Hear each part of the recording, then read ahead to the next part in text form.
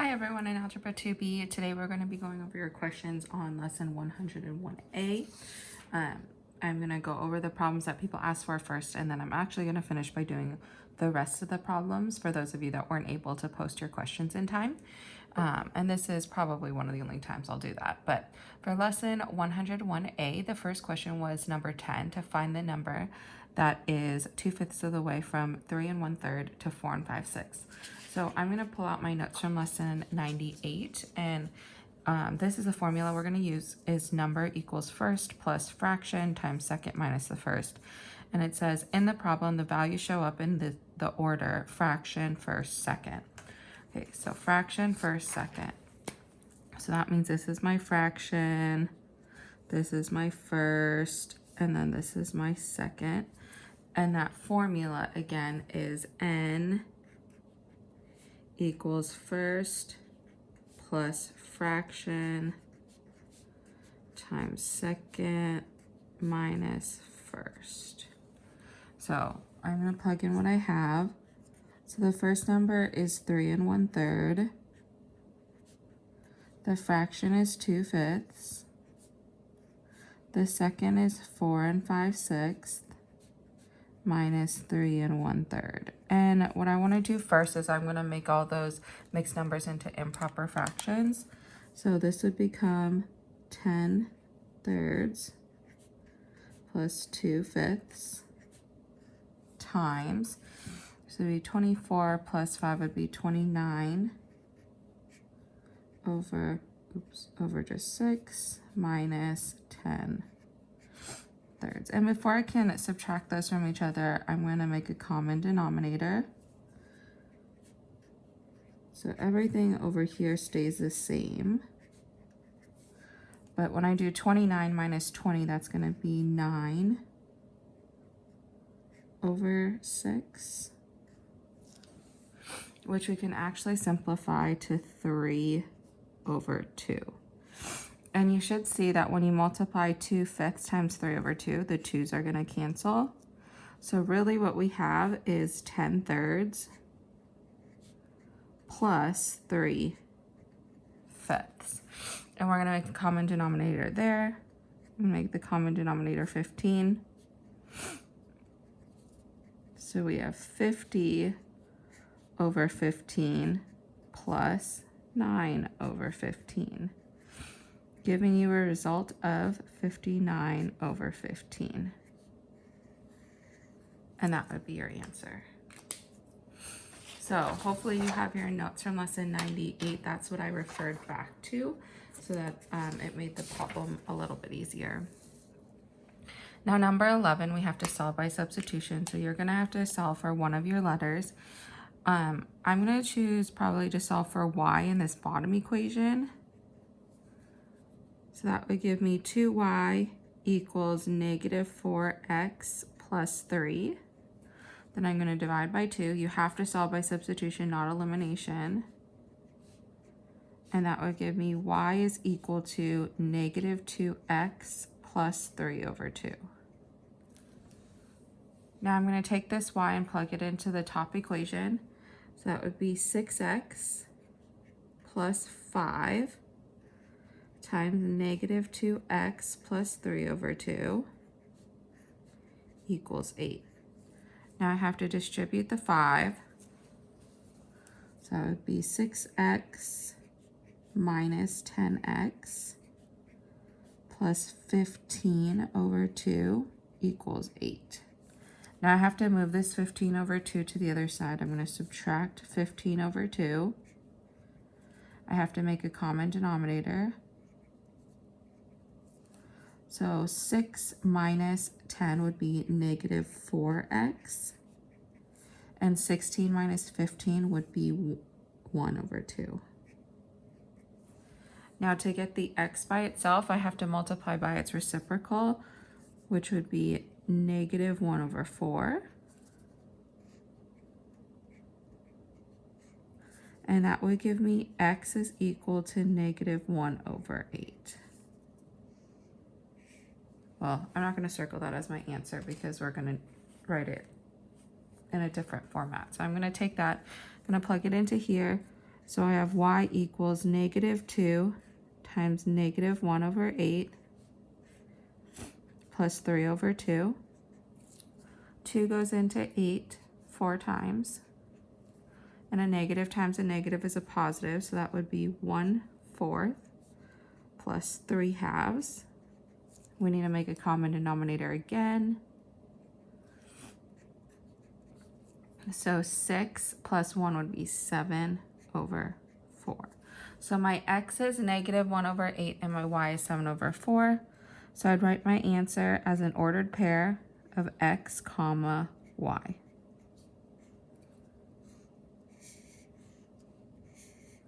And that would be your result for number 11. Now moving on to number 12, I'm also going to solve this by substitution. I'm going to actually start by solving for y. So in this one, I'm actually going to move the y to the right-hand side and move the 4 to the left-hand side, which would make this y is equal to 3x minus 4. So I brought the y to this side, moved the 4 to the other side. I'm going to substitute that in. So x times 3x minus 4 equals 5. If I distribute the x, I get 3x squared minus 4x. Bring the 5 over, minus 5 equals 0. I'm going to solve by quadratic formula. So x equals negative b, which would be negative 4, plus or minus the square root. Negative 4 squared minus 4 times a times c, all over 2 times a. So 2 negatives make a positive. So that'd be 4/6. I have the square root of 16 plus 4 times 3 times 5, which is 60, all over 6. So that would be 76. And that simplifies to 2√19. So that would simplify to 2/3 plus or minus 2√19 over 6. So my x is going to be equal to 2/3 plus or minus √19 over 3. Now I have to solve for y, so I'm going to take that and plug it into here. So y would be equal to 3 times this entire thing, which would be 2/3 plus or minus √19 over 3 minus 4. So if I distribute the 2, the 3's are going to cancel. So y would be equal to 2 plus or minus √19 minus 4. And I can only combine the 2 and the -4. And that would give me -2 plus or minus √19. And that would be your result for number 12. Now for number 13, I'm actually going to solve by elimination, because if I look at these two, I have y squared and negative y squared. So when I add those together, the y squareds cancel. And x squared plus 2x squared would be 3x squared equals 16 plus 2, which would be 18. When I divide both sides by 3, I'm going to get x squared is equal to 6. Now when I take the square root of both sides, you're going to get x is equal to plus or minus the square root of 6. So I actually have two answers for x. I have x is equal to positive √6. And then x is equal to negative √6. So I have to solve for y on both of those. So I'm going to start with my top equation. When I plug in my √6, positive √6, I have √6 squared plus y squared equals 16. And when I square √6, that gives me 6. So I'm going to subtract 6. So now I have y squared is equal to 10, and then you want to take the square root of both sides. And that means y is going to be equal to plus or minus the square root of 10. So your result, your first result, your x is going to be root 6, positive root 6. Your y is going to be plus or minus the square root of 10. And that's your first answer. Now your second answer will be plugging in negative root 6. So that would be negative root 6 squared plus y squared equals 16. When you square root 6, negative root 6, it's still actually 6. So I'm going to subtract 6. So I get y squared is equal to 10. Then you need to take the square root of both sides. And again, you're going to get y is equal to plus or minus the square root of 10. But my second answer is going to be not positive root 6, but negative root 6 is your x. And your y will be plus or minus root 10.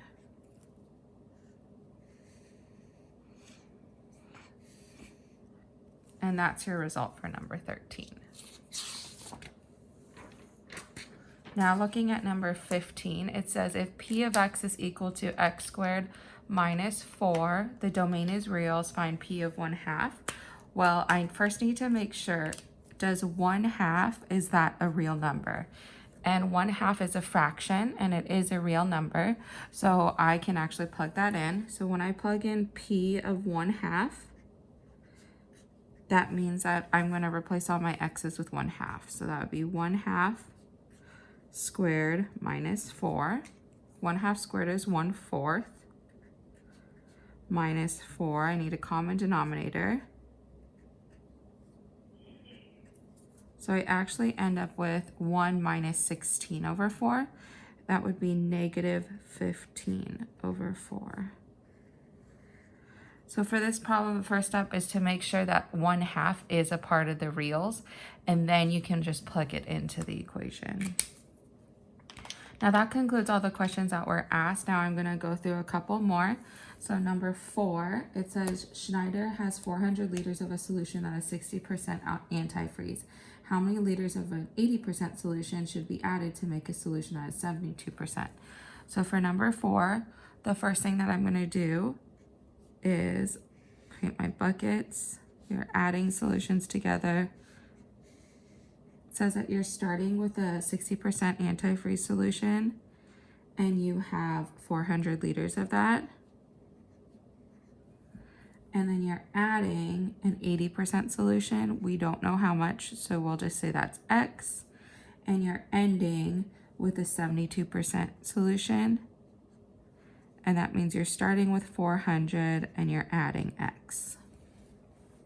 So your equation will look like this. 60 times 400 plus 80X equals 72 times 400 plus X.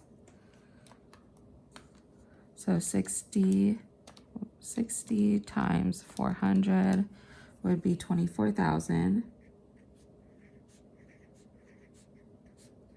plus 80X equals 72 times 400, which is 28,800 plus 72X. I'm going to bring the 72X to the left, move the 24,000 to the right. That would leave me with 8X is equal to 4,800.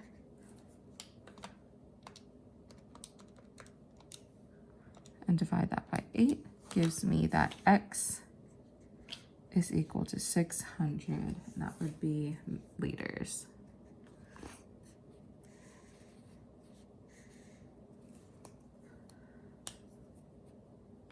Okay, so then I'm going to look at number 5, another word problem.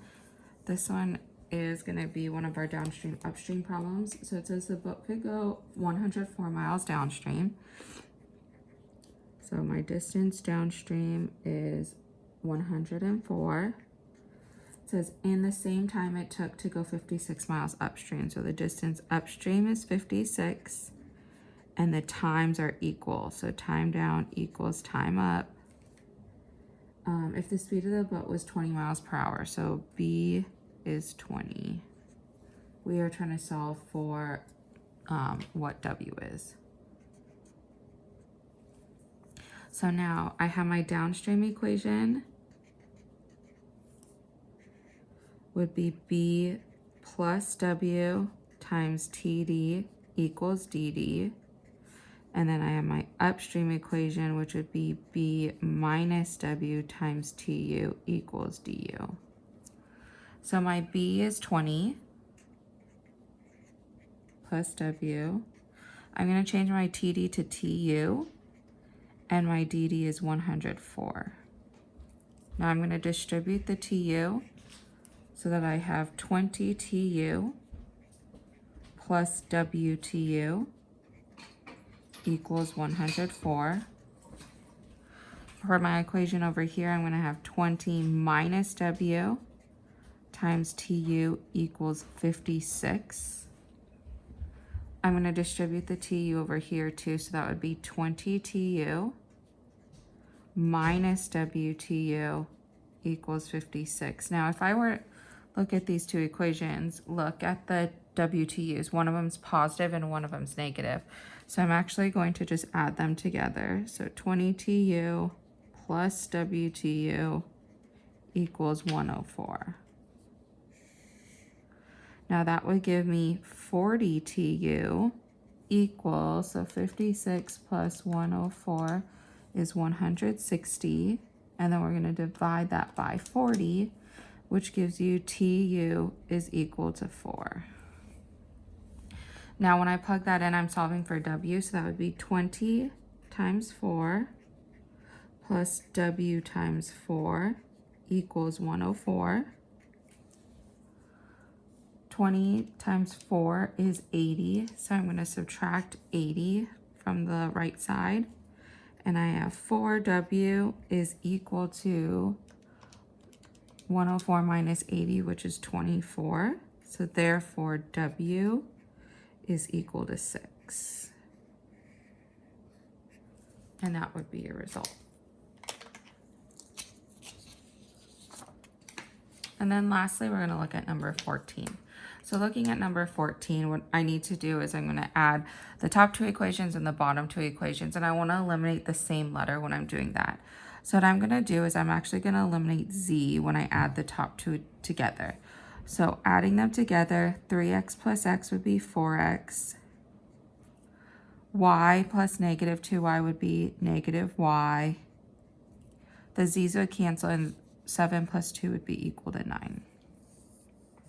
Now with the bottom two equations, looks like it would be simple to eliminate x, but I still need to eliminate z. So I'm going to multiply the bottom equation by negative 1. Top equation is going to stay the same at x minus 2y minus z equals 2. Bottom equation would turn into positive x minus y plus z equals positive 5. Now when I add them together, the z's are going to cancel, and I'd be left with 2x minus 3y is equal to 7. Now I'm actually going to solve this by substitution at this point. I'm going to solve for y in this top equation. So if I move the y to the right-hand side and the 9 to the left, I would get y is equal to 4x minus 9. So when the y comes over, it becomes positive. When the 9 moves over, it becomes negative. So when I substitute that in, I'm going to get 2x minus 3 times 4x minus 9 equals 7. When you distribute that, you're going to get negative 12x plus 27 equals 7. Move the 27 over by subtracting it. 2x minus 12x would be negative 10x. And 7 minus 27 would be negative 20.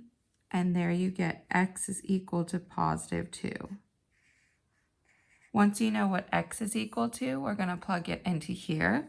So y equals 4 times 2 minus 9. 8 minus 9 would be negative 1. And then lastly, we need to solve for z. So I'm actually going to plug this all into the top equation. So 3 times x, which is 2, plus y, which is -1, plus z equals 7. Well, 3 times 2 is 6, minus 1 would be 5. So 5 plus z equals 7. Move the 5. So z is equal to 2. And that concludes all of the problems from lesson 101A. You should be getting 100% on this, and you need to submit this by midnight tonight. It says the due date. Hope you guys all have a great day. Bye.